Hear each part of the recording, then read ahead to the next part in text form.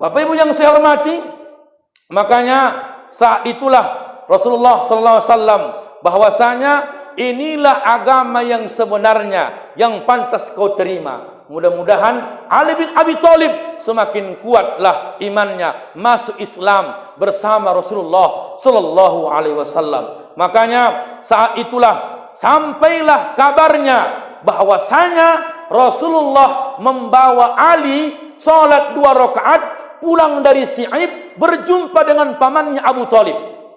Apa katanya? Ini agama apa yang kau bawa? Agama apa yang kau ajarkan? Agama apa yang sudah kau cuci otaknya kepada Ali? Kata Rasulullah, aku tak mencuci otak Ali biar ikut dengan agamaku, tapi ini agama yang Allah berikan kepadaku. Aku Rasul menyampaikan nasihat kebenaran. Bahkan kau wahai pamanku, kalau bisa kau ikut bersamaku menguatkan dakwahku. Apa kata Abu Thalib? Kata Abu Thalib, ya ibna akhi, wahai keponakanku, inni la astatiu an ufariqa dina abi wa ma kanu alaihi. Aku tak bisa meninggalkan agama nenek moyang kami yang biasa yang kami lakukan. Tapi apa katanya? Walakin, akan tetapi, wallahi la yakhlusu ilaika bisai'in takrahuhu ma baqitu. Tapi aku janjikan kepadamu, takkan pernah kurelakan siapapun yang menyakitimu.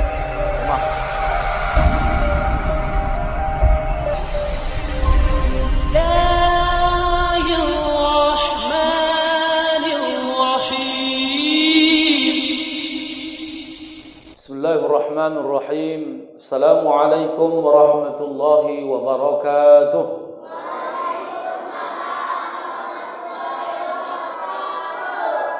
Alhamdulillahi rabbil alamin. Wassalatu wassalamu ala sayyidil mursalin wa ala alihi wa ashabihil karim.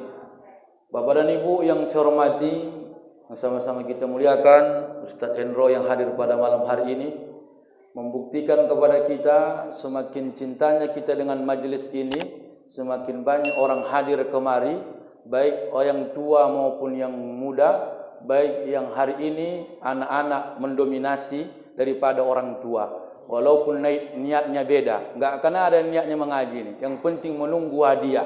Itulah dia. Ketimbang orang ni main warnet belum tentu dapat ilmu, walaupun niatnya menunggu hadiah, tapi minimal mereka mendengarkan ceramah berapa menit sebelum ada tanya jawab. Inilah harus kita suruh, Bu. BKM semakin ramai anak-anak, saya yakin semakin cinta dan bahagia kita melihatnya.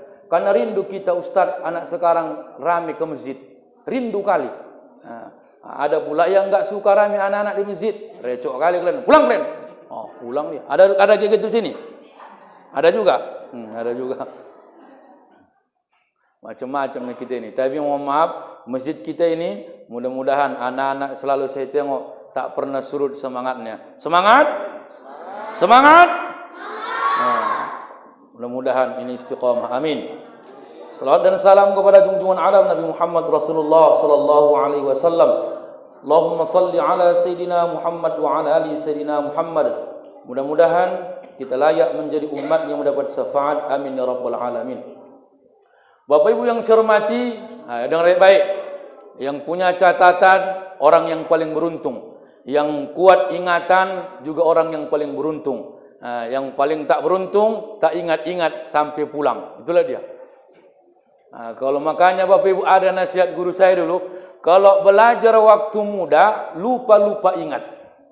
Ya, kalau belajar waktu muda lupa-lupa ingat. Tapi kalau sudah mengaji udah tua, lupa tak ingat-ingat. Itulah dia bedanya. Jadi anak-anak ni walaupun lupa hari ini, tapi insyaAllah nanti mengaji lagi dia balik, teringat dia yang kita kaji malam ini. Ayo kita ulang balik. Kan ayo. Dakwah sirriyah Rasulullah secara sembunyi-sembunyi berapa tahun? Berapa tahun Rasulullah dakwah sembunyi-sembunyi? 3 tahun. Siapa yang pertama masuk Islam dari golongan wanita? Khadijah. Berapa usianya? Inilah gara-gara hadiah ini 55 tahun. Kita bahas sebulan yang lewat, barulah masuk Islam daripada anak angkat Rasulullah namanya Zaid bin Harisa. Berapa usianya masuk Islam? 20 tahun. Siapakah Zaid bin Harisa?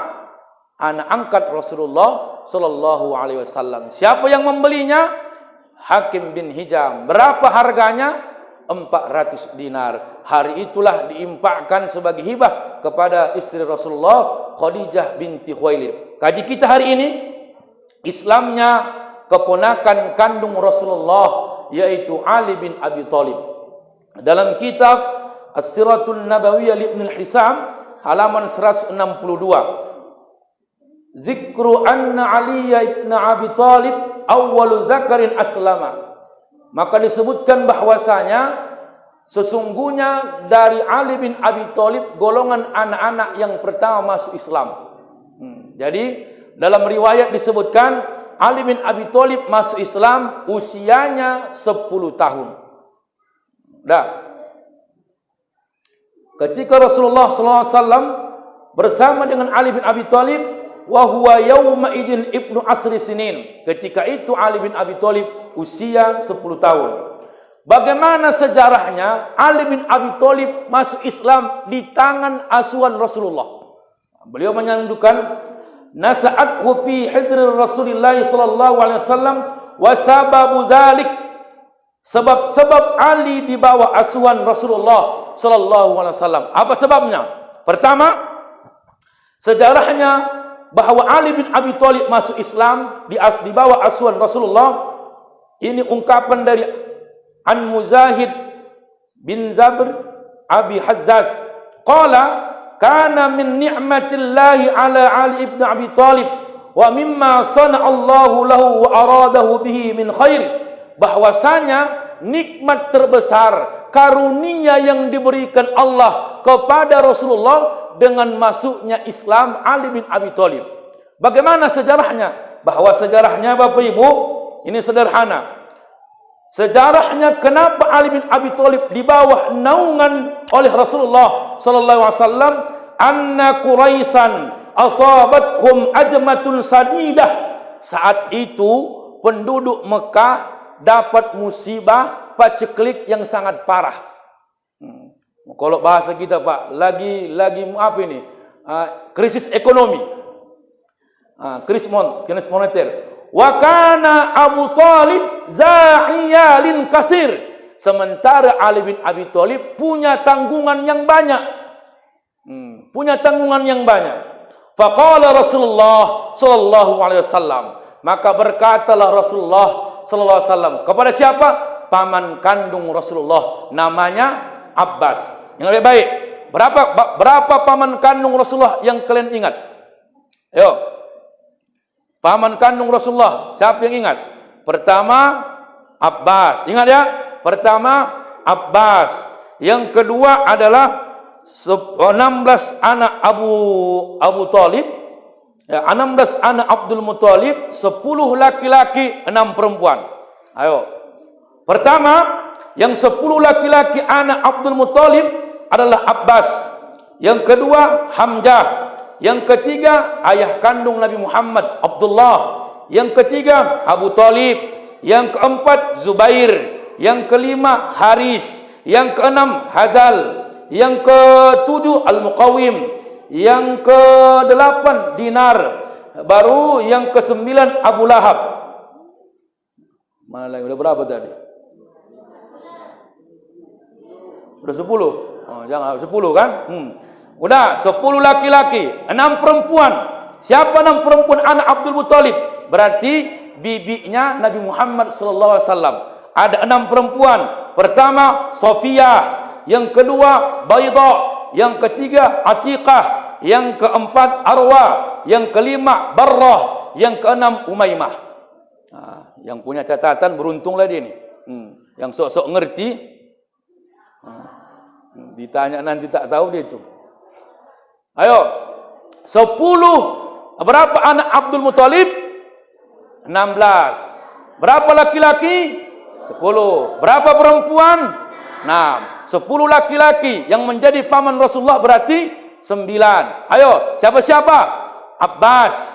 Yang kedua, Hamzah. Yang ketiga, Abu Thalib. Yang keempat, Zubair. Yang kelima, Haris. Yang keenam, Hazal. Yang ketujuh, Al-Muqawim. Yang ke-8 Dirar, yang ke-9 Abu Lahab. Aku yakin yang orang ingat sampai ini Abu Lahab, enggak akan lupa nak tu. Enggak akan usah tanya Abu Lahab ini. Yang lain ini baru kutanya. 6 perempuan, siapa-siapa? Safiyah. Yang kedua Baida. Yang ketiga Atiqah. Yang keempat Arwa. Yang kelima Barrah. Yang keenam Umaymah. Dah.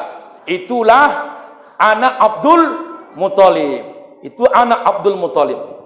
Udah. Jadi hari ini qala Rasulullah sallallahu alaihi wasallam, maka Rasulullah berkata kepada Lil Abbas, kepada Abbas paman kandungnya. Apa katanya?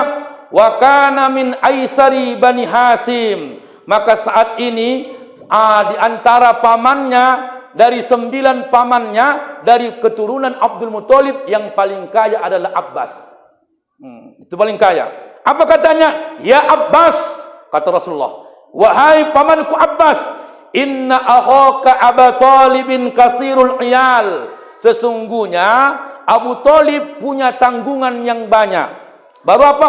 Wa qad asaban nasa ma tara min hadhil azmah. Manusia hari ini sedang ditimpa krisis seperti yang kau lihat hari ini. Apa katanya? Fantaliq bina ilaihi falnukhaffif anhu min iyalih. Kalau bisa, ayolah kita ambil tindakan, kita kurangi beban Abu Talib. Apa katanya? Bagaimana caranya? Ini caranya. Akhuzu min banihi rajulan wa ta'khuzu anta rajulan. Caranya, wahai Abbas, ku ambil satu anaknya, ku ambil satu anakku. Timbul pertanyaan. Jadi Ustaz, berapa rupanya anak Abu Talib? Anak Abu Talib dalam sejarah ada 7. 4 laki-laki, 3 perempuan.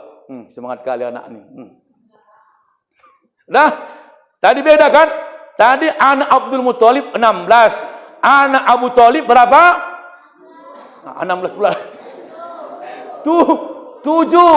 Anak Abu Talib 7. 4 laki-laki, 3 perempuan. Dengar baik-baik.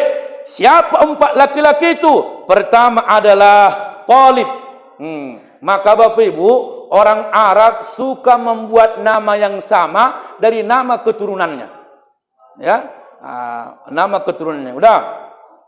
Anak pertama Talib, yang kedua adalah Aqil, yang ketiga adalah Ja'far, yang keempat adalah Ali. Ayo, Talib, Ja'far, siapa lagi? Aqil, Ali. Ingat ini, 4 laki-laki, 3 perempuan. Yang perempuan siapa Ustaz? Yang perempuan adalah Ummu Hani, yang kedua adalah Jammamah, yang ketiga adalah Rabatah, yang keempat adalah Fakhtinah atau Fatimah. Dah. Fakhtinah, bukan Fatimah, Fakhtinah. Dah. Ingat balik. Aku ulang balik. Ayo. Berapa anak Abu Talib? 7. Berapa laki-laki? 4. Berapa perempuan? Siapa yang laki-laki? Talib. Yang kedua Ja'far. Yang ketiga Aqil. Yang keempat inilah Ali. Udah. 3 perempuan. Pertama adalah Ummu Hani. Yang kedua adalah Jammamah. Berapa yang tadi itu? Oh ya. Inilah kalau sejarah ini kan. Aku pun lupa aku jadinya. Pertama Ummu Hani. Yang kedua adalah Jammamah. Yang ketiga adalah Rabatah. Maka ada yang menyebutkan juga anak Abu Talib juga perempuan tadi lah, itulah yang saya sebutkan tadi, Fakhtinah. Tapi riwayat yang lain menyebutkan dalam sejarah. Tapi yang asli tadi Ummu Hani, apalagi Jammamah, Rabatah. Dah. Ayo, Ummu Hani, Jammamah, Rabatah. Itulah. Udah, timbul pertanyaan. Yo, tadi kan kata Rasulullah, macam mana kita cara mengurangi beban Abu Talib? Kata Nabi, apa katanya? Akhuzu min banihi rajulan wa ta'khuzu anta rajulan. Ku ambil satu anaknya, ku ambil satu anaknya, ku ambil satu. Timbul pertanyaan, mana yang sama Nabi, mana sama Abbas? fanuqiluha anhu, maka mereka pun Muhammad meminta itu kepada Ali bin Abi Thalib dari dua anaknya. Faqala Abbas, kalau begitu hai Rasulullah, ya, aku setuju pendapatmu. Makanya fantalaqa hatta ataya Abu Thalib faqala lahu, enggak apa-apa. Begitu Muhammad dia menemui Abu Thalib, maka Abu Thalib berkata kepada keduanya, yaitu Rasulullah dengan Abbas. Apa kata Abu Thalib? Inna nuridu an nukhaffif anka min ayalika hatta yankasifa anin nasi ma hum fihi. Muhammad, Abu Thalib Rasulullah menyampaikan kepada Abu Thalib pesan mereka berdua. Katanya, wahai Abu Thalib, kami datang kemari untuk meringankan bebanmu yang saat ini banyak tanggunganmu, kondisi ekonomi dalam keadaan krisis. Makanya faqala lahuma Abu Thalib, maka Abu Thalib berkata kepada keduanya. Apa pesan Abu Thalib? Ingat Bapak Ibu, idza taraktuma li aqilan fasna'a ma si'tuma. Kalau begitu, ambillah dua anakku ini, siapa yang kau pilih, tapi aku pengen tinggalkanlah satu anakku sama aku. Makanya mana yang tinggal? Maka yang tinggal adalah Aqil. Nah, yang tinggal bersama Abu Thalib adalah Aqil. Makanya ketika itu Rasulullah sallallahu alaihi wasallam memboyong dua anak daripada Abu Thalib. Ayo. Wa akhadha Abbas Ja'far fadammahu ilaih. Maka maka Abbas mengambil anak Abu Thalib yang bernama Ja'far. Ulang balik. Berapa tadi anak Abu Thalib laki-laki? 4. Pertama Thalib, yang kedua Ja'far, yang ketiga Aqil, yang keempat Ali. Jadi yang 4 ni mana yang sama Rasulullah? Rasulullah mengambil Ali, Abbas mengambil Ja'far. Yang tinggal sama Abu Thalib siapa? Aqil sama Thalib. Siap-siap belah kalian ya. Terasa sama kalian kan? Terasa lah. Makin lama kaji ini makin pening. Tak apa-apa pun Ustaz ini pening aku kata. Bapak Ibu, dah. Itulah cara Rasulullah sallallahu alaihi wasallam mengurangi beban paman kandungnya Abu Thalib. Maka kajian selanjutnya, khuruzu Ali ma'a Rasulillah sallallahu alaihi wasallam ila si'abi Makkah yusalliyani wa wuqufu Abi Thalib ala amrihima.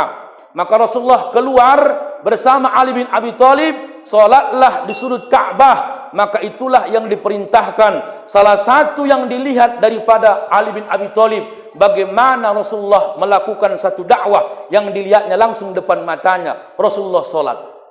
Macam mana ceritanya? Qala Ibnu Ishaq, berkata Ibnu Ishaq, wa dzakara ba'du ahli ilmi, maka sebagian ahli ilmi berkata, anna Rasulullah sallallahu alaihi wasallam kana idza hadarat as-salatu kharaja ila si'abil Makkah. Maka ketika itu hadirlah ketika dia keluar salat di Si'ab Makkah. Apa makna Si'ab? Si'ab ini antara dua bukit Ka'bah. Ya, ingat. Apa makna Si'ab? Antara dua bukit Ka'bah. Wa kharaja ma'ali bin Abi Thalib mustakhfiyan min abihi Abi Thalib. Maka keluarlah Ali bin Abi Thalib bersama Ali dengan cara diam-diam. Wa hiya min jami' a'mamihi, maka tak ada yang tahu dari seluruh paman-pamannya. Wasairi qaumihi, dan tak ada yang tahu dari kaumnya. Sembunyi-sembunyi Rasulullah membawa Ali ke Si'ab tadi itu, di antara dua bukit Ka'bah. Makanya yang terjadi adalah fasalliyani salatu fiha, maka Rasulullah mengajak mereka berdua salat di dalamnya. Faqala Rasulullah sallallahu alaihi wasallam, maka saat itu Rasulullah berkata kepada Ali bin Abi Thalib, ya ibna akhi, wahai anak paman kandungku. Apa katanya? Ya ibna akhi, ma hadzal dinul ladzi araka tadinu fihi? Apakah agama yang kau lakukan ini, yang kulihat, yang kau laksanakan di depan mataku? Ali bin Abi Thalib heran. Apa agama yang dibawa paman kandungku ini? Apa yang dibawa Rasulullah ini? Solat pula dia. Ini tak ada dalam agama kami. Tak ada yang diajarkan orang tua kami. Makanya ataupun ada bahasanya ay amma hadzal dinillah, hadzal dinullah, apa katanya? Wahai pamanku, ini agama apa? Maka Rasulullah menjawab, inilah agama yang dibawa Allah. Inilah agama yang diserukan oleh malaikat kepadaku. Maka percayalah wahai Ali, inilah agama yang benar, yang sebenar-benarnya. Disitulah Bapak Ibu letak dakwah Nabi kepada Ali bin Abi Thalib. Sebagai cara Rasulullah dulu menunjukkannya, baru membenarkannya. Kita kan sebalang terbalik, membenarkannya tanpa ada pembuktiannya. Maka ibu kalau ngajari anak solat, jangan ceramahnya dulu sebagai teori, tapi prakteknya nampakkan dulu macam mana kita solat. Insya Allah anak-anak ini pun ngikut sama kita. Ini terbalik, disuruhnya anaknya solat, tapi dia tak menunjukkan orang yang rajin solat depan mata anaknya. Mak, mama kemana mak? Solat. Ayah kemana? Solat. Ikut lawak mak, pasti ikut anaknya. Oh, ini solat apa mak? Solat asar. Besok lagi solat maghrib. Ini solat apa mak? Maghrib. Nanti mak solat isya. Kenapa anak ini bertanya? Karena yang dilihatnya berbeda dari teman-temannya. Ini perlu bu. Makanya ibu mengajari dakwah sebenarnya tak perlu teori, tapi pembuktian langsung depan mata. Insya Allah itu lebih dipercaya. Zaman sekarang kan terbalik. Disuruhnya anaknya berjilbab, tapi mamanya tak berjilbab. Di antaranya anaknya ke masjid solat maghrib berjamaah, ayahnya pulang, mamanya tak solat. Ditanya anaknya, mama enggak solat mak? Cukuplah kau nak nanti yang masuk surga, jangan ikuti mama. Tak pengen pula dia anak sama mamanya masuk surga nanti di akhirat. Pengen dia anak masuk surga, tapi ayah masuk neraka. Anaknya masuk surga, ayah mamanya masuk neraka. Mau? Maka Ali bin Abi Thalib Bapak Ibu ditanya-nyalah Rasulullah, ini agama apa? Rasul menjawab, inilah agama yang sebenar-benarnya. Makanya sebenarnya sebelum Isra wal Mi'raj sudah diperlukan solat Bapak Ibu. Cuman fardu solat waktu sebelum Isra wal Mi'raj, daripada sebelum jumlah rakaatnya 17 rakaat, dulu solat 2 rakaat. Itu dia. Makanya sebagian riwayat menyebutkan 2 rakaat dia menjelang fajar, 2 rakaat sebelum terbenam matahari. Itulah riwayat sebelum Isra wal Mi'raj perintah solat diwajibkan. Makanya Rasul solat di Si'ib sudah solat seperti solat yang diajarkan oleh malaikat kepada Rasulullah, tapi belum diperlukannya solat ketika Isra wal Mi'raj. Itu dia.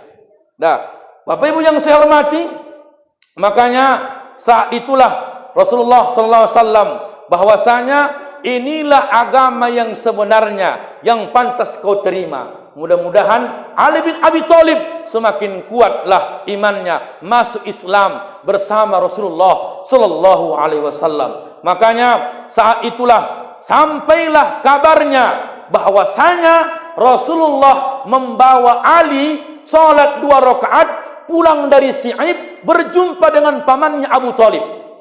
Apa katanya? Ini agama apa yang kau bawa? Agama apa yang kau ajarkan? Agama apa yang sudah kau cuci otaknya kepada Ali? Kata Rasulullah, aku tak mencuci otak Ali biar ikut dengan agamaku, tapi ini agama yang Allah berikan kepadaku. Aku Rasul menyampaikan nasihat kebenaran. Bahkan kau wahai pamanku, kalau bisa kau ikut bersamaku menguatkan dakwahku. Apa kata Abu Thalib? Kata Abu Thalib, ya ibna akhi, wahai keponakanku, inni la astatiu an ufariqa dina abi wa ma kanu alai. Aku tak bisa meninggalkan agama nenek moyang kami yang biasa yang kami lakukan. Tapi apa katanya? Walakin, akan tetapi, wallahi la yakhlus ilaika bisai'in takrahuhu ma baqitu. Tapi aku janjikan kepadamu, takkan pernah kurelakan siapapun yang menyakitimu. Makanya Abu Thalib Bapak Ibu, walaupun dia mati bukan dalam keadaan Islam, tapi dia berjanji apa katanya? Wallahi la yakhlusu ilaika bisai'in takrahuhu ma baqitu. Maka tak kubiarkan pun seorang pun yang menyakitimu, maka aku mendukung dakwahmu walaupun aku tak satu agama denganmu. Itulah dia. Karena katanya tadi, aku tak rela meninggalkan agama nenek moyangku, karena inilah tradisi yang pernah kami lakukan. Maka orang tua kami yang kami hormati, saat itulah bertanyalah Ali bin Abi Thalib, ya bunayya, ma hajat dini allazi anta alai.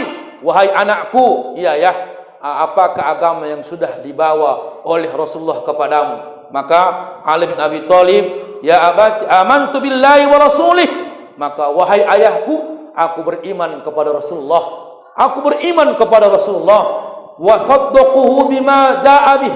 Maka aku percaya setiap yang datang kepadanya. Wahyu yang datang kepada Nabi, aku percaya. Tak ada keraguanku lagi. Maka apa? Wa sallaitu ma'ahu wattaba'hu. Maka aku juga salat bersamanya, mengikuti dakwahnya. Apa katanya Rasulullah sallallahu alaihi wasallam? Maka jawab daripada ayah kandungnya Abu Thalib. Qala lahu, Abu Thalib berkata kepadanya, apa kata Abu Thalib? Ama innahu lam yad'uka illa ila ghairin faljamhu. Tak apa-apa nak. Lanjutkanlah dakwahmu kalau itu yang terbaik untukmu. Maka Bapak Ibu, anak-anak ustaz semua, sebagai anak-anak, kau berapa usiamu? Berapa? 9. Yang ini, yang baju biru, berapa umurmu? 12 tahun. Yang ini, siapa yang 10 tahun di sini umurnya? Siapa yang 10 tahun? Ginilah Pak usia Ali bin Abi Thalib masuk Islam, ikut dakwah dengan Nabi, memperjuangkan agama Rasulullah sallallahu alaihi wasallam. Cuman bukan gini mukanya, umurnya umur. Jangan pula bayangkan kayak gini Ali pula kan. Maka orang tua kami yang kami hormati, jadi dakwah Rasulullah sallallahu alaihi wasallam dari mulai masuk Islamnya, mulai dia bersama Rasulullah berdakwah dan diajarkan Nabi dakwah yang sebenarnya langsung di depan matanya, membuktikan Nabi semakin kuat dan percaya. Dakwah tak perlu tersembunyi, dakwah tak perlu ditutupi. Maka Nabi semangat dakwah secara terang-terangan. Maka Bapak Ibu, dakwah secara terang-terangan, ada beberapa peran Ali bin Abi Thalib terhadap Rasulullah sallallahu alaihi wasallam. Pertama, ketika hijrah, kan Rasulullah, Ali bin Abi Thalib menggantikan tempat tidur Nabi yang menjadi sasaran Abu Lahab, Abu Jahal akan dibunuh Nabi malam itu. Tapi datanglah wahyu kepada Rasulullah, gantikan tempat biasamu kepada Ali bin Abi Thalib. Kalau kita Bapak Ibu, kira-kira ada enggak keponakan yang mau begitu? Nanti mau ada orang membunuh aku, yang biasanya aku tidur di tempat tidurku, tolong gantikan aku ya. Enak kali. Aku yang mati, kau yang selamat, kata. Itulah dia. Tapi Ali bin Abi Thalib tak ragu dia. Tidur dia Bapak Ibu. Maka ketika Muhammad, orang-orang kafir Quraisy ingin membunuh Nabi, pas depan pintu Nabi itu, datanglah Muhammad masuk ke rumah Ali bin Abi Thalib, di rumah Rasulullah. Yang saat itu Ali bin Abi Thalib tidur. Ditanya, "Aina Rasulullah? Mana Rasulullah?" Aku tak tahu. Tapi saat itu dikelilingi rumah Rasulullah Bapak Ibu, keluarlah Rasulullah. Apa doanya? Ini, fa'akhadhat turaful hasafah. Diambillah batu bercampur pasir, lalu dia letakkan di atas kepala mereka, lalu membaca, apa bacanya? Waj'alna min baini aydihim saddan wa min khalfihim saddan fa'aghshaynahum fahum la yubsirun. Dicampakkannya ini, dibacanya surah Yasin, tak nampaknya Rasulullah lewat di depan mata mereka. Makanya itulah yang diamalkan Rasulullah ketika dia keluar dari rumah, selamat dari ancaman pembunuhan orang kafir Quraisy. Jangan ibu salah amalkan ini. Ada yang salah amalkan. Saya sudah pernah diajari orang ustaz, cuman kena aku. Ustaz, jadi kalau ustaz ada razia polisi, bacalah ayat ini. Insya Allah tak nampak polisi itu. Ku baca, waj'alna min baini aydihim saddan wa min khalfihim saddan fa'aghshaynahum fahum la yubsirun. Lewat aku, koyak juga limpul. Ibu ini pun ketika mencuri uang suami dibacanya pula itu kan, waj'alna min baini aydihim saddan wa min khalfihim saddan fa'aghshaynahum fahum la yubsirun. Begitu mau diambilnya dompet lakinya, ngapain kau? Nampak bang, gini besar kau, masa nggak nampak aku kau, kata. Ketahuan juga. Jangan salah amalkan. Tapi saya pernah mengamalkan ayat ini ketika ada jamaah saya di Tembung, sering kecurian. Saya ambil pasir, Pak. Ini enggak bohong saya. Saya ambil pasir, aku baca ini Ustaz. Wa ja'alna min baini aydihim saddan wa min khalfihim saddan. Fahsyainahum fahum la yubsirun. Keliling aku, ku tabur pasir ini. Tak kecurian sampai sekarang. Nah, cobalah sekarang kan. Kenapa? Karena enggak ada orang di situ.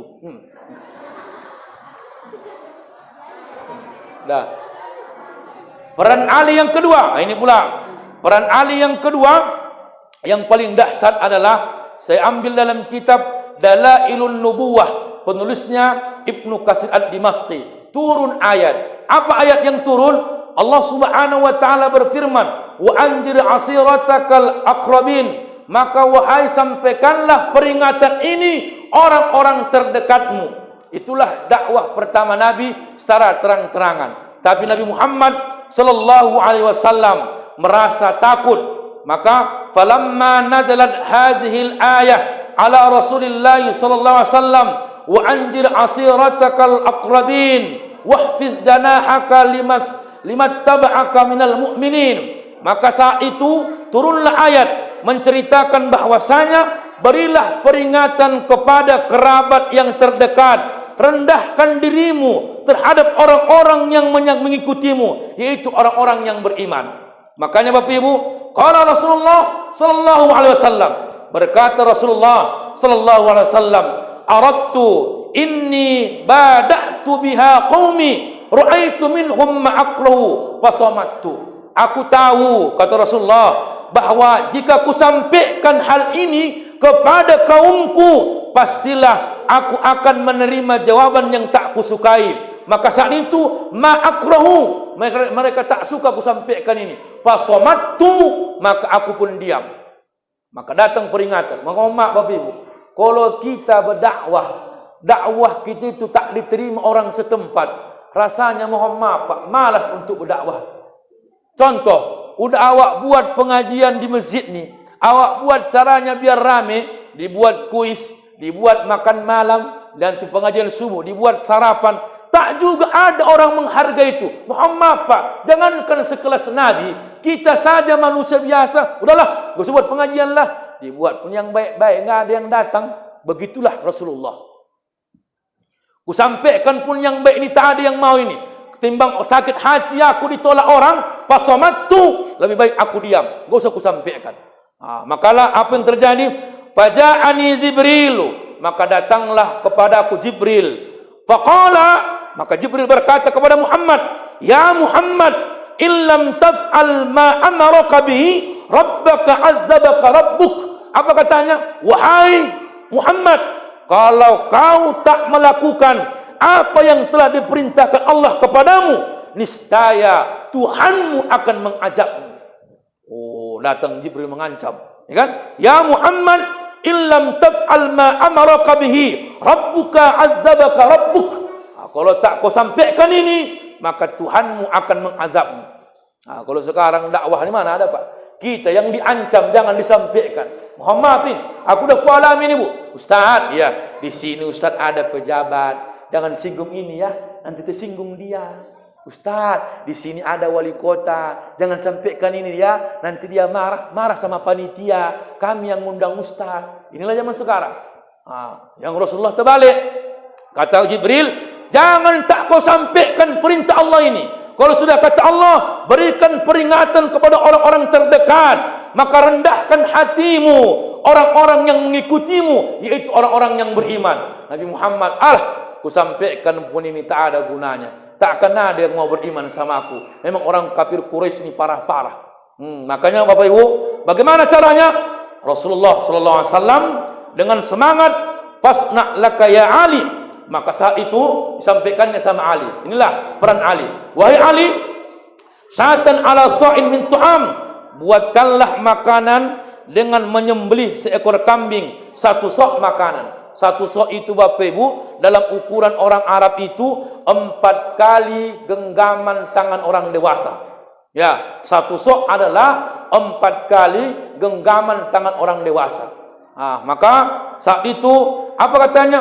Wa a'idlana ussa labanin, maka siapkan juga 1 kirbah atau satu tempat air yang berasal dari buat kulit namanya qirbah. Buatlah tempayan. Kalau kita buat tempat air, menampung air, cuman tempatnya dari kulit. Ada yang dari tanah liat, tapi qirbah terbuat dari kulit. Maka apa? Kumpulkanlah semua mereka, termaksud Bani Abdul Muthalib. Oh, berani Rasulullah. Ini sebenarnya Bapak Ibu, cerita ini lebih cocok diceritakan detik-detik hijrahnya Rasulullah sallallahu alaihi wasallam dari Mekah ke Masjidil ke kota Madinah. Cuman karena peran Ali, detik-detik perjuangan Nabi dakwah terang-terangan berperan penting. Maka kata Rasulullah, "Summa ijma' li Bani Abdul Muthalib." Wahai Ali bin Abi Thalib, sampaikan pesanku, kumpulkan seluruh Bani Muthalib, Bani Abdul Muthalib. Masa itu wahum yauma idin arba'una rajulan. Berapa kaum Abdul Muthalib? Jumlah yang dikumpulkan kaum Bani Abdul Muthalib arba'una rajulan, 40 orang. Nah, faqaddamtu ilaihim tilkal jafnah. Maka saat itu sampailah mereka ke tempat yang sudah ditentukan, maka dihidangkanlah makanan di depan mereka. Bapak Ibu, ini mukjizat Rasulullah. Salah satu mukjizat Rasulullah, fa'akhadha Rasulullah sallallahu alaihi wasallam minha hiziyah. Maka Rasulullah sallallahu alaihi wasallam mengambil sepotong daging, lalu membelahnya. Lidah Rasulullah membelahnya dengan apa? Bi asnanihi, dengan giginya. Satu potong roti dengan 40 orang dibagi Rasulullah, dirobeknya dengan giginya, maka mereka makan tak terasa Pak, semua habis dengan satu potong roti. Satu sok tadi 40 genggaman tangan orang dewasa, mukjizatnya sanggup dimakan 40 orang. Nah, makanya kalau kita kaji lagi lebih dalam, orang Quraisy, orang kafir Quraisy ini, orang jahiliyah ini tak semua jahat. Ada juga orang jahiliyah ini, Pak, orang baik. Nah, makanya Bapak Ibu, salah satu orang jahiliyah budaya yang paling baik itu, pertama dari ucapan Ibnu Abbas, orang jahiliyah mau kafir mau tidak, kafir Quraisy apapun Muhammad yang sudah muslim atau orang yang beriman, maka kata dalam kitab Tanbihul Ghafilin, salah satu tradisi orang jahiliyah, mereka walaupun tak beriman, tapi budayanya paling memuliakan tamu. Kalau datang tamu ke rumahnya, Pak, Bu, minimal dilayani dengan kesungguh-sungguhan. Kita kan orang Islam itu balik. Datang awak bertamu ke rumah kawan, datang awak jam 8, tengah 9 belum ada tanda-tanda. Udah kering bibir awak tu. Kan? Minum maklah air putih atau teh manis. Dah, sabar wak ya. Ya, ngisap wak. Dia berharap makan malam. Kapan balik wak? Oh, nantilah jam-jam 10. Oh, tak juga dikasih. Yang betul itu, Bu, apa? Ta'zilut tu'ami li'ikramid dhaifi. Maka kata ulama dalam kitab Mau'izatul Mu'minin, Zamaluddin Al-Qasimi, menyambut tamu yang paling baik adalah tergesa-gesalah kau menyambut dia. Itu sebagai mulianya dia disambut sebagai tamumu di rumahnya. Datang kakak, ya Allah Rabbi, nggak nyangka ku kakak singgah loh. Makan apa kakak? Kak? Ayo kak ya. Makan apa kita? Boleh apa kak? Mie Aceh, Indomie, mie tiaw, ipomi, apa kak? Wow, dia pun senang. Allah, enak kali bertamu di rumah bapak ni ya. Dihormatinya awak. Tapi awak bertamu, makanya kita kalau bertamu, Pak, jangan berharap-harap awak. Kalau mau makan lah awak di rumah kawan tu nggak jelas, makan duluan kita, Pak. Timbang naik asam lambung, mati di tempat waktu, nak makan-makan jam 9 malam, berkerak bibir waktu, udah pucat biru-biru. Cemana bang? Nggak jelas katanya.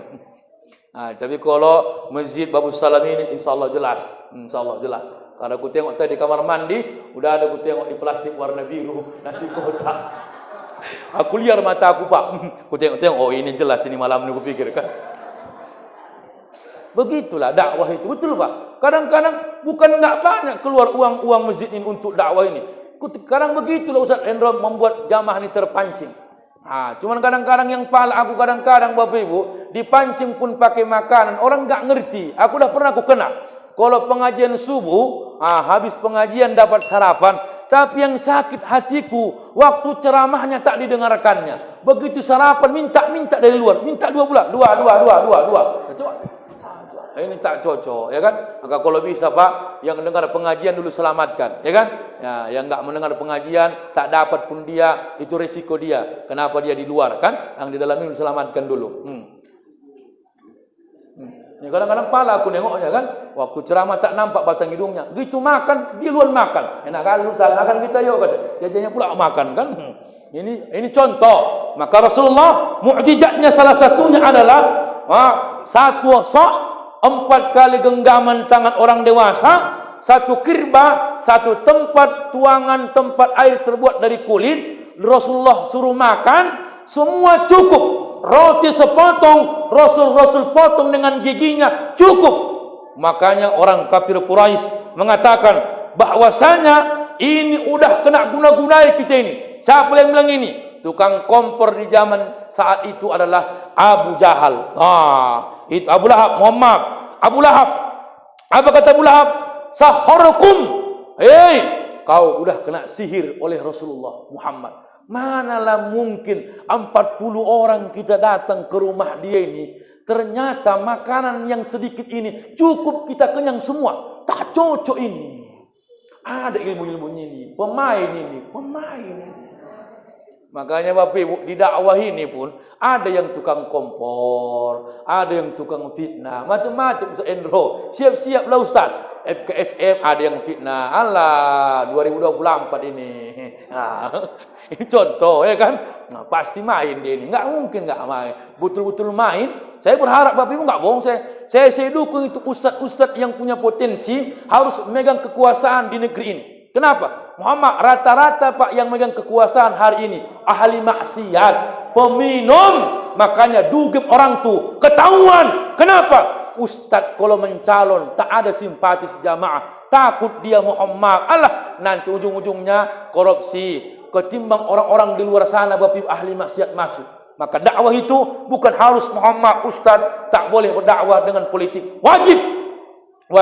Aku nanti udah kuat main juga ini kalau cocok. Iya, kalau awak jadi anggota dewan di sini, Kecamatan Sunggal ini, ya kan? Apa enggak amankan? Sini dulu. Kau tutup faktor tua kau ini. Aku anggota dewan di sini. Tutup. Kepling arahkan, camat arahkan. Itu dakwah terang-terangan.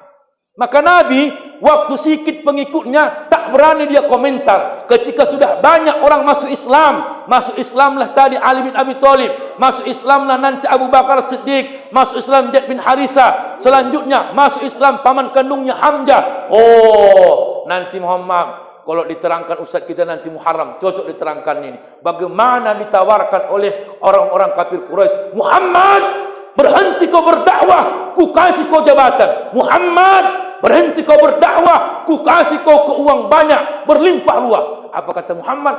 Tangan kanan kau berikan aku bulan, matahari sebelah kiri, tak berhenti aku hari ini. Dakwah ku lanjutkan, ini karena perintah Allah. Kenapa? Udah banyak pengikut dia, maka berani Rasulullah kerja. Kalau sempat lawak ceramah di sini, yang cuma kenal ke Pak Asraf, Pak Mas Edi, Pak BKM, Ustaz Endro, datang aku di sini. Tutup faktor tua. Tak ada yang berani. Unik bapak ni pun cabut, Ustaz Endro cabut, kena bacok aku di situ. Betul, makanya mohon maaf Pak, FKSM ini sudah jadi sorotan. Kenapa? Karena sudah ditengok jamaahnya rame, mengumpulkan suara yang kuat ini menegakkan agama dengan keramaian sulit hari ini. Sulit. Awak maju, saya mohon maaf Pak, jamaah tabligh itu orang yang paling berani. Saya bersyukur kita Pak, kepala daerah kita Sumatera Utara sudah mau turun ke daerah.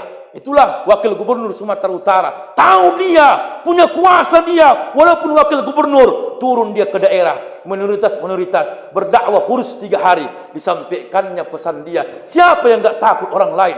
Oh, wakil gubernur datang. Siap-siap kau ke masjid, ke masjid kau. Kenapa? Habis kau. Oh, yang enggak pernah ke masjid masuk. Rupanya kawan ni pun Batak masuk, tak tahu dia gerakannya. Rupanya sama-sama masuk, lain agamanya. Kenapa? Takut. Hari ini banyak orang sekarang memaafkan. Ada satu cerita ya kan? Karena pengen gratis makan, karena anak kos-kosan, kau mau gratis kau. Nanti hari Kamis sama hari Senin di masjid sana ada buka bersama. Datang kau, cuman kau agak ikutilah gerakannya, karena kawannya satu kos. Masuklah buka bersama, Senin Kamis lewat. Pas mau sholat, kawan sebelah menanya, macam mana gerakannya? Rupanya yang sebelah pun sama agamanya. Aku pun sama kayak kau, biar lepas makan malam. Kata, ini, saya mohon maaf Pak, saya mohon maaf. Ini dakwah Nabi ini, terang-terang. Saya insyaAllah nanti kita terangkan. Walaupun bukan mengulang-ulang Pak Ashab, bukan. Tapi nanti dakwah bagaimana Abu Bakar, bagaimana berdakwah dengan terang-terangan paling berani. Kalau Ali bin Abi Thalib hanya disuruh Nabi, kau kumpulkan orang-orang kafilah-kafilah suku, kepala suku Quraisy, yaitu Abdul Muthalib, kau kumpulkan, nanti kau kasih makan, kau hidangkan, insyaallah nanti ku sampaikan dakwahku bahwasanya siapa ingin berdakwah denganku, siapa yang berbaiat kepadaku. Bapak Ibu, kata Nabi, wahai kaum Abdul Muthalib, wahai kafilah-kafilah kepala suku Abdul Muthalib, hari ini kukumpulkan kalian ingin mengatakan bahwa aku Nabi yang diutus Allah. Apa kata Abu Lahab? Oh, pandai kali kau ya. Saya dapat ilmu di sini Bapak Ibu. Maka mohon maaf, mengumpulkan orang keramaian itu memang harus pakai makanan. Ada orang kaya di sini, nggak pernah sholat, nggak pernah ikut ngaji, tapi kalau dia ngundang orang makan, pasti ramai yang datang. Maka Nabi pintar. Kalau sempatlah diundang Nabi aja, kumpulkan orang-orang Abdul Muthalib, nanti kumpulkan. Kalau nggak ada makan-makannya diundang, nggak mungkin ramai itu, nggak mungkin ramai. Jadi macam-macam kita ini. Ada mamak-mamaknya ngaji, mak ngaji, lumayan. Kalau kau ikut kan 3. Nah, mamak 1, ayah 1, kau 1. Lepas makan malam. Jadi mamak nggak masak, kalau lumayan ayam penyet. Biasanya ayam penyet. Nggak tahu pukul hari ini nasi goreng kan? Nggak tahu. Iya, apa udah lama pengajian di sini Pak? Tiap malam ni kan tahu. Betul. Kadang-kadang mohon maaf, tanya Pak BKM, lebih sedih awak Ustaz Endro, berlebih nasi itu macam tak dihargai. Awak buat makanan. Saya mohon maaf Pak, saya tinggal di Johor, bingung BKM itu. Macam mana caranya Ustaz? Saya bilang, Pak, ini saya bilang ini, saya belajar dari FKSM. Saya bilang, macam mana? Nanti habis pengajian, biar ramai anak-anak ini, buat pertanyaan. Masuk entah goceng-goceng, buat 10 pertanyaan. Kan limpul, kan lumayan. Oh, limpul ya. Bilang limpul itu pun macam-macam. Oh, ada 2 Bu. Kan? Kalau itu kagum. Tapi kalau sepele itu. Itu macam-macam ya. Kalau kata, siapa Ustaznya? Ustaz, paten itu, kagum dia itu. Tapi siapa Ustaznya? Ustaz ini. Itu ngejek itu. Itu macam-macam ya. Harus. Jadi kalau datang nanti laki ibu, macam mana dek? Canca abang dek. Berarti ngejek itu kan. Tapi kata canca abang, Allahu Akbar. Kagum dia itu. Tapi kau cuman udah ibu dapat jawaban. Ngejek abangnya, kok ngejek? nya Aku dah tahu bang, macam-macam ada 2. Kalau ngejek, kalau baru kagum. Bapak Ibu yang saya hormati, maka saat itu Rasulullah sallallahu alaihi wasallam semangat dalam dakwahnya. Makanya kita lanjutkan nanti kesempatan berikutnya bagaimana Rasulullah berdakwah lagi secara terang-terangan masuk Islamnya Abu Bakar As-Siddiq. Makanya ayo kita ulang balik. Rasulullah mengambil kesempatan Islamnya Ali bin Abi Thalib di bawah asuhan Rasulullah karena masa peceklik saat itu ditimpa oleh ayah kandungnya adalah Abdul Muthalib, ya kan?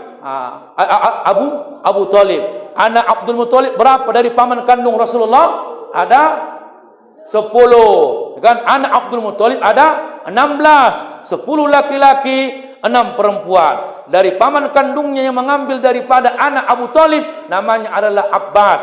Di antara paman Rasulullah yang paling kaya adalah Abbas. Maka cara mengurangi beban Rasulullah, bagaimana caranya? Maka dia ambillah hak asuh dari anaknya. Karena Abu Thalib punya anak ada 7, 4 laki-laki, 3 perempuan. 4 laki-laki inilah yang diambil 1 dari Rasulullah, yaitu Ali bin Abi Thalib. Yang kedua, Abbas mengambil anak daripada Abu Thalib yang bernama Ja'far. Yang tinggal sama Abu Thalib 2 lagi, yaitu Talib dengan Aqil. Bapak Ibu yang saya hormati, di usia berapakah Ali bin Abi Thalib masuk Islam? Di usia 10 tahun. Makanya dakwah Rasulullah sallallahu alaihi wasallam semakin kuat. Apa peran Ali bin Abi Thalib ketika Ali masuk Islam? Pertama tadi, termaksud Ali bin Abi Thalib membawa salah satu risalah kekuatan kepada Nabi. Semangatnya, teman ceritanya, teman cari solusinya. Kalau kita berdakwah harus butuh orang lain, Pak. Enggak bohong saya. Dakwah tanpa ada kekuatan dorongan orang lain tak bisa kuat kita. Sepatin apapun ceramah hawa, kalau tadi yang mendukung tak jadi. Maka kita butuh orang lain. Pejabat-pejabat butuh orang lain. Pintar pun kita butuh orang lain. Imam hafal Quran butuh orang lain. Maka Nabi ketika masuk Islam, para orang-orang terdekatnya, dia butuh kekuatan saran, masukan. Saran Ali apa? Saran Khadijah apa? Saran Zaid bin Harisah apa? Saran Abu Bakar apa? Rasulullah SAW semakin kuat. Masuk Islam Umar makin kuat. Masuk Islam Hamzah makin kuat. Kenapa? Makin rame. Rasulullah pun kuat. Pede dia berdakwah. Kalaupun nanti ada yang tak suka sama aku, banyak orang membackup di belakangku. Inilah kita Bapak Ibu. Tapi kita zaman sekarang ini kita tak butuh orang lain. Mohon maaf Pak BKM, seperti apapun kita butuh orang lain. Orang kaya, orang kaya kalau enggak ada orang miskin yang beli jualannya, dari mana untungnya? Dari mana? Jangan sok paten. Kalau besok orang-orang miskin ini pindah ke D, tak laku jualanmu, bangkrut kau jadi orang miskin. Jangan sombong. Hafal Quran kau 30 juz, kalau enggak ada orang-orang bodoh, orang awam di belakangmu, siapa yang jadi makmum?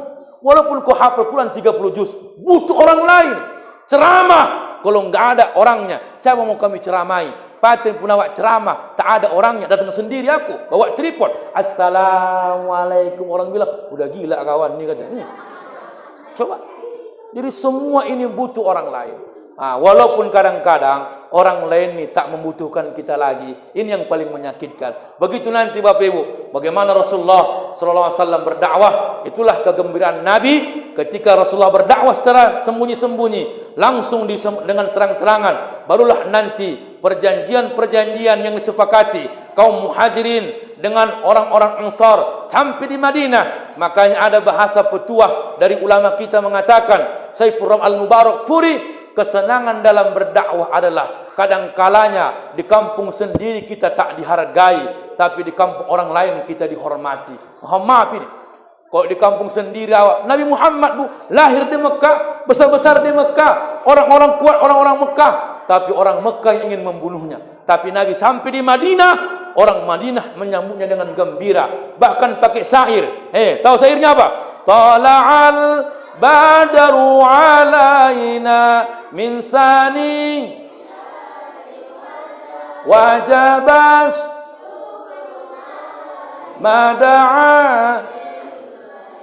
Itulah kesenangannya. Maka Bapak Ibu, insyaAllah kajian selanjutnya nanti akan kita bahas bagaimana Abu Bakar masuk Islam dan orang-orang yang masuk Islam di tangan Abu Bakar. Ada beberapa orang. InsyaAllah jika ada kesempatan waktu yang lapang, jika ada kesehatan Allah berikan kita untuk semuanya, maka kita akan bahas dengan hikmah pelan-pelan. Sejarah ini akan kita bahas pelan-pelan agar kita jangan buta bagaimana perjuangan Nabi meletakkan agama ini di muka bumi ini. Mudah-mudahan bermanfaat. Sekian dan terima kasih.